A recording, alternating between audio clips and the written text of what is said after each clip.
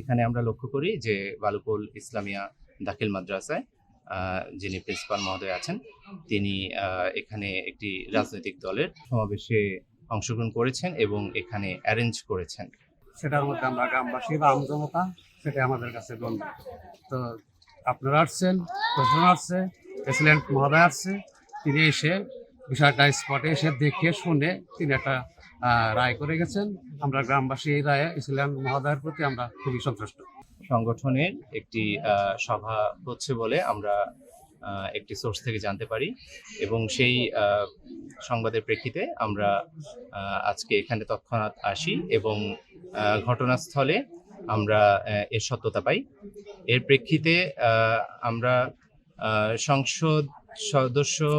সংসদ নির্বাচনে রাজনৈতিক দল ও প্রার্থীর আচরণ বিধিমালা 2025 এর 20 খ ধারা লঙ্ঘনে এখানে প্রতিষ্ঠান প্রধান যিনি শিক্ষক সরকারি সুবিধাভোগী ব্যক্তির তালিকায় যিনি আছেন বিধিমালা অনুসারে তাকে 20 খ ধারা লঙ্ঘনে অর্থদণ্ড করা, 10,000 টাকা অর্থদণ্ড করা। এখানে সংসদ নির্বাচনে রাজনৈতিক দল এবং প্রার্থীর আচরণ বিধিমালা 2025 অনুযায়ী কোনো শিক্ষক রাজনৈতিক প্রচারণায় যুক্ত হতে পারবেন না।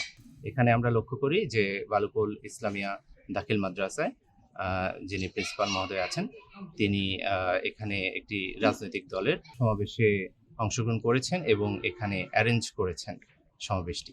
এটি সম্পূর্ণভাবে আচরণবিধি লঙ্ঘন এবং এর প্রেক্ষিতে তাকে অর্থদণ্ড করা।